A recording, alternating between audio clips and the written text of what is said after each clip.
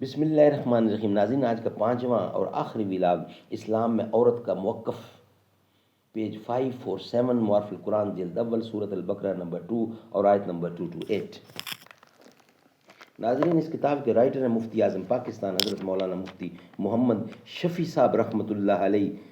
سورۃ الفاتح سے لے کر سورۃ البقرہ پارہ اول تا پارہ تیسرا رکوع 8واں، معارف القرآن جلد اول۔ بسم اللہ الرحمن الرحیم۔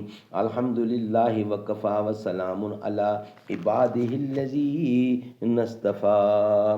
قال النبی صلی اللہ علیہ وسلم خیرکم من تعلم القرآن وعلمہ۔ بہترین لوگ وہ ہیں جو خود بھی قرآن پڑھیں، دوسروں کو پڑھائیں، سکھائیں اور لکھائیں۔ ماند خامہ تیری زباں پر ہے حرف غیر، بیگانہ شے پہ نازش بے جا بھی چھوڑ دے۔ لطف کلام کیا جو نہ ہو دل میں درد عشق، بسمل نہیں ہے تو تڑپنا بھی چھوڑ دے۔ لطف کلام کیا جو نہ ہو دل میں درد عشق، بسمل نہیں ہے تو تڑپنا بھی چھوڑ دے۔ شبنم کی طرح پھولوں پہ رو اور چمن سے چل، اس باغ میں قیام کا سودا بھی چھوڑ دے۔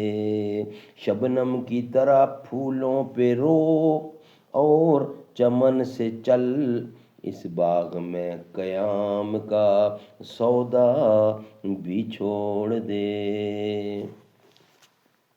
ناظرین، آج کا 5واں اور آخری ولاگ آپ کے سامنے رکھ رہے ہیں، جس کا ہیڈنگ ہے اسلام میں عورت کا موقف۔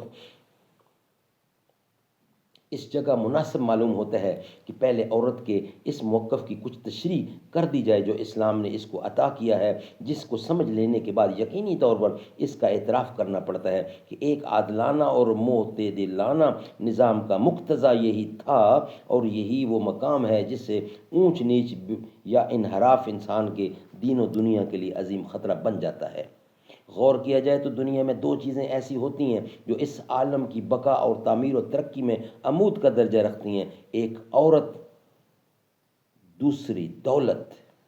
لیکن تصور کا دوسرا رخ دیکھا جائے تو یہی دونوں چیزیں دنیا میں فساد، خون ریزی اور طرح طرح کے فتنوں کا سبب بھی ہے، اور غور کرنے سے اس نتیجہ پر پہنچنا کچھ دشوار نہیں کہ یہ دونوں چیزیں اپنی اصل میں دنیا کی تعمیر و ترقی اور اس کی رونق کا ذریعہ ہیں، لیکن جب کہیں ان کو اپنے اصلی مقام اور موقف سے ادھر ادھر کر دیا جاتا ہے تو یہی چیزیں دنیا میں سب سے بڑا زلزلہ بن جاتی ہیں۔ ناظرین، یہ تھا آج کا ولاگ، 5واں اور آخری، اور انشاءاللہ یہ سبجیکٹ ہمارا چلتا رہے گا کہ اللہ تعالیٰ نے عورت کو کتنی عزت دی، کتنی اہمیت دی۔ یہی تو بات ہے کہ عورت کے قدموں کے نیچے جنت، اور عورت سے مراد ماں ہے، ماں کے قدموں کے نیچے جنت۔ ہرا گنبد جو دیکھو گے زمانہ بھول جاؤ گے، تمہارے سامنے ہوگا کبھی جب گنبد خضرا۔ تمہارے سامنے ہوگا کبھی جب گنبد خضرا، نظر جب جائے گی اس پر ہٹانا بھول جاؤ گے۔ ہرا گنبد جو دیکھو گے زمانہ بھول جاؤ گے، اگر طیبہ کو جاؤ گے تو آنا بھول جاؤ گے۔